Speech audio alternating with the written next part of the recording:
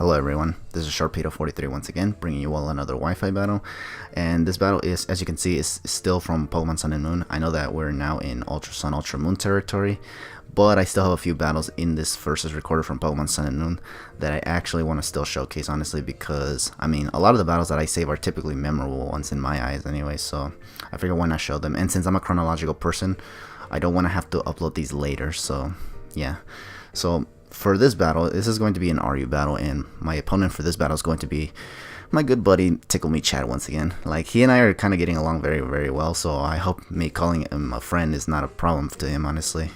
So yeah, and we decided to do it or he decided to do an RU battle, so I was like, okay, yeah, I can try an RU battle. And I'm going to try to use this team that I used against 6-foot hacks one time.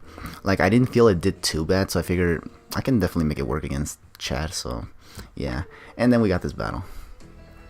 Because I wanted to see if I can redeem this team, honestly, because like I said, in the last battle with 6-foot hacks, it was actually a very close battle, so I figured why not try to make it work this time, like actually win with this team once again. So because I lost the last battle with 6-foot hacks, so I was like, okay, maybe like, I don't think the team was too bad, so I'm gonna try it once again against somebody else, see if I can actually do well with it. So yeah, here I'm gonna lead off with Heliolisk, and he's gonna lead off with the Skyla, which is the Scyther. I went for Volt Switch because I was confident he would not switch in Nidoking yet, so that's actually excellent for me. And I'm going to go into Roserade here. Now the reason why is because I do not think that this, what's it called, Obama Snow is going to be Choice Scarfed. And it's, in fact, it turns out to be the Obama site one, the one with the Mega Obama Snow. Blah. Can't talk. But yeah, and therefore it definitely cannot outspeed Roserade, so what I'm going to do here is actually go for the Hidden Power Fire, which I did pack on Roserade this time around. Just because things in RU were like Bronzong were starting to become common.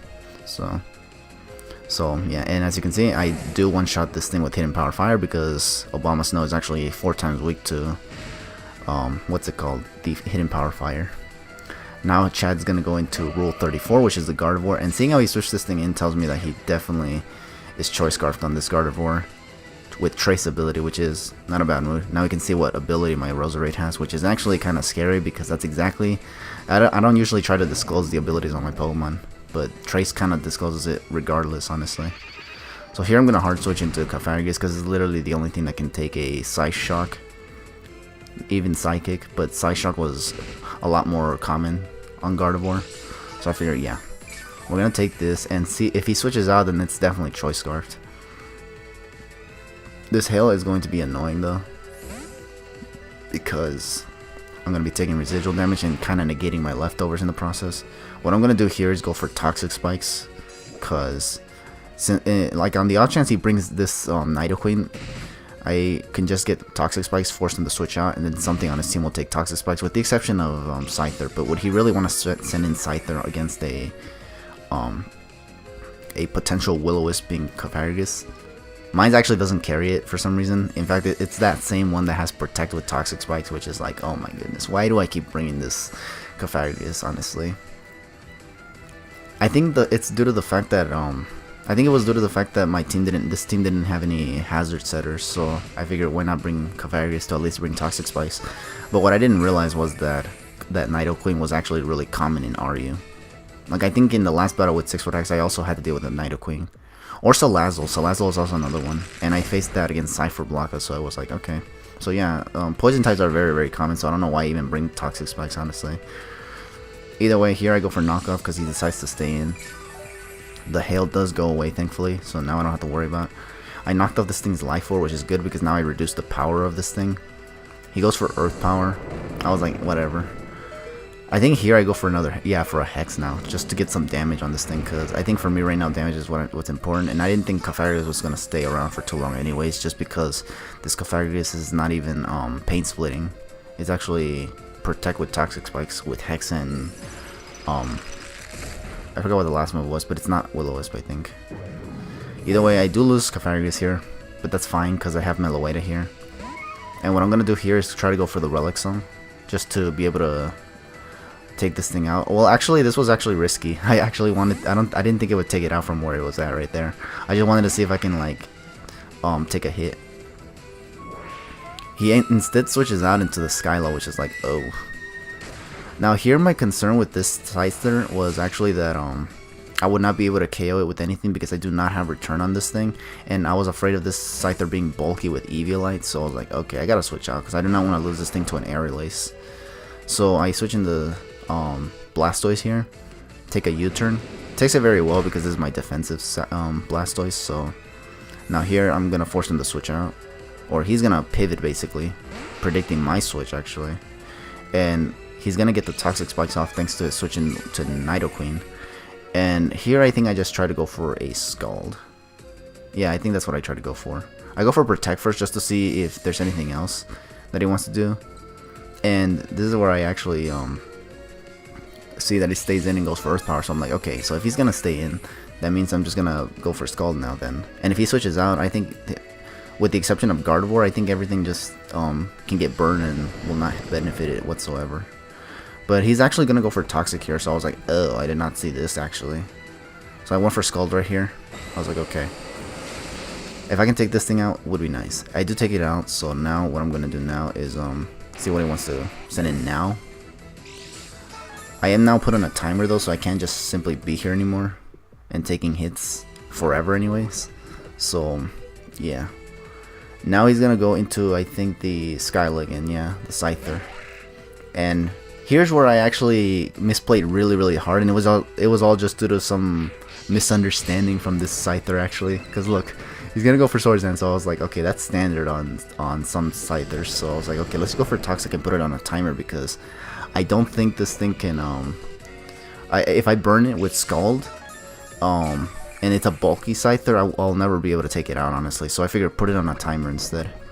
So it's at +2 attack, so I was like, okay, this Aerial Ace is going to hurt, especially since it's boosted by Technician, but I don't think it's gonna KO me straight up honestly.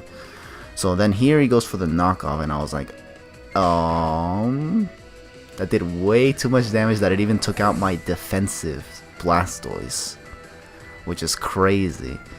So I was like, okay, shoot, this is actually a problem. I don't know how on earth this thing did a lot of damage, but it did a lot of damage. So I go into effect mode here, thinking, okay, unless he has quick attack, I should be able to outspeed this thing with and go for Volt Switch, right? Nope, this thing has Sucker Punch. And then I was like, wait a minute. How does this thing have Sucker Punch? I don't think Scythers get Sucker Punch. And then here my dumbass finally clicked in and realized that, wait a minute, this thing could probably be the Zoroark. So this is when I decided to go into Honchkrow and actually go for the Sucker Punch. And this was risky though because he could have gone for Roost, but as you can see right here, this Sucker Punch is resisted, therefore this was in fact the Zoroark. So this Zoroark literally threw me off, even after I had him jotted down on my notes to see what Pokemon he had. I still was thrown off by this thing. That's actually kind of crazy, not gonna lie. Either way, I do Sucker Punch this thing now. And now he's gonna send in Vaporeon, which after +1, a Brave Bird with Life Orb Stab is gonna definitely take out this what's it called, Vaporeon. I actually forgot its name, but that's crazy. But yeah, I do take it out with one hit, which is very excellent for me, because now he only has 2 Pokemon to deal with, or to use, and that is his Scyther and his Gardevoir. But my Honchkrow is getting weakened down really quickly, and I think I only have like 2 shots of Life Orb left. So what I'm gonna commit one of the stupidest misplays ever. I go for Brave Bird thinking he was gonna go for Roost. I don't know why I thought he'd go for Roost. Maybe because I thought that the Sucker Punch would be too obvious and he would probably just want to go for that. Either that or Swords Dance. So, and I didn't want this thing to get going, so I just went for Brave Bird thinking he'd do any of those 2 moves, but he never did, and as a result, now I send in Meloetta, who surprisingly outspeeds it. So I was kind of right about this thing being bulky then, because Scyther has a surprisingly higher speed stat. I think it's like 105 speed, and Meloetta only has 90, so I was like, huh. He's actually going to go for U-turn, so thankfully he did not go for Aerial Ace there. Gets a crit with that U-turn, but at this point it's not really going to matter, because as you can see right here, he's just going to go into Gardevoir, which is definitely Choice Scarf, because otherwise why would he pivot into this thing in the first place? So yeah. And I'm just going to get outsped because Meloetta does not outspeed Gardevoirs, and this thing is going to go for Psyshock, which is going to hurt because Meloetta is a fighting type when Pyroid form. And my last Pokemon is Roserade, which is definitely not going to take a Psyshock because it's a poison type, obviously. So yeah, I definitely lose this battle, and Not gonna lie, I was actually kind of like infuriated because I could have had this match. I just didn't need to make that stupid ass play with Honchgrove, but oh well, what are you gonna do? Either way, good games to my boy Chad. That was actually really fun. It's actually fun battling Chad, actually. I didn't think it would be that like fun, but it actually is really fun to battle Chad. So hopefully we get to battle some more in Ultra Sun and Ultra Moon, because this is actually going to be my last battle with Chad in Sun and Moon, because I mean Sun and Moon was literally just around the corner when I had this battle with him. So yeah, either way, good game once again, and thank you all for watching this battle. Stay tuned for a few more battles that I have left in Sun and Moon, so if you guys are willing to stick with me till the very end, good on you. But anyways, catch you guys later.